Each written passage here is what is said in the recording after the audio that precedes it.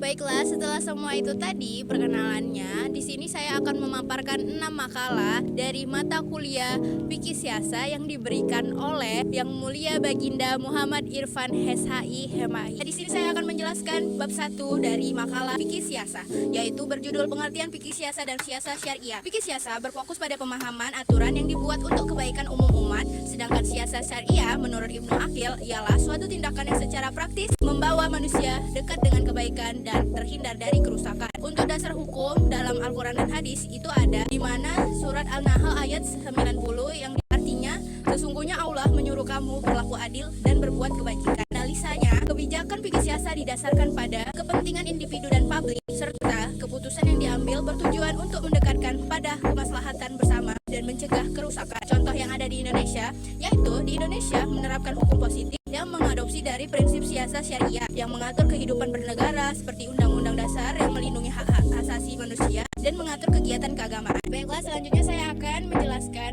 untuk bab 2 dan bab 3. Yang bab 2 itu berjudul Sumber dan Pendekatan dalam Kajian Fikih Siasa. Pengertian fikih siasa mencakup aspek politik dalam syariat Islam yang melibatkan sumber-sumber dari Al-Quran, As-Sunnah, Ijma, serta Qiyas. Dasar hukum dalam Al-Quran dan hadis yaitu seperti yang ada pada surat An-Nisa ayat 59 yang artinya, hai orang-orang yang beriman, taatilah Allah dan taatilah Rasulnya dan ulil amri di antara kalian. Analisa kajian ini menunjukkan fikih siasa merupakan bidang ilmu yang menggunakan pendekatan seperti kias, istisan, dan urf atau kebiasaan masyarakat yang disesuaikan dengan keadaan zaman. Contoh yang ada di Indonesia yaitu Indonesia menerapkan nilai-nilai fikih siasa dalam bentuk hukum adat dan syariah seperti hukum adat dan penyelesaian sengketa di Aceh. Selanjutnya langsung saja saya akan menjelaskan bab 3, ketatanegaraan dalam Islam. Pengertiannya di mana makalah ini membahas konsep ketatanegaraan Islam yang sistem politik dan pemerintahan dari masa Nabi Muhammad, Khulafaur Rasyidin hingga pemerintahan di era dinasti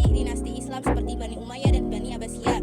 Dasar hukumnya ada di Al-Quran di ayat An-Nisa ayat 58 yang artinya sesungguhnya Allah menyuruh kamu menyampaikan amanah kepada yang berhak menerimanya dan menyuruh kamu apabila menetapkan hukum di antara manusia supaya kamu menetapkannya dengan adil. Analisa di bab ini di mana mereka menunjukkan penyesuaian sistem yang disesuaikan dengan situasi dan kondisi yang menunjukkan fleksibilitas dalam penerapan prinsip-prinsip Islam. Contoh yang ada di Indonesia menerapkan beberapa prinsip seperti musyawarah dan keadilan digunakan dalam bentuk demokrasi Pancasila. Baiklah, langsung saja saya akan menjelaskan bab 4 dan bab 5 sekaligus yaitu dengan judul Konsep Penting dalam Sejarah Pemerintahan Islam.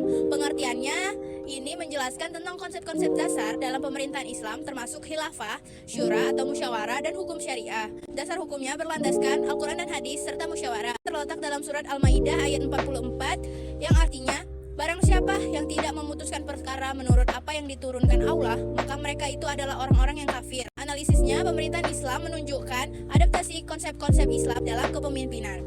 Contoh yang ada di Indonesia, dia menerapkan musyawarah dalam sistem demokrasi merupakan bentuk adaptasi dari prinsip syura dalam Islam yang disebut musyawarah. Selanjutnya bab 5 yang berjudul Siasat Dusturiyah atau politik konstitusional dalam Islam.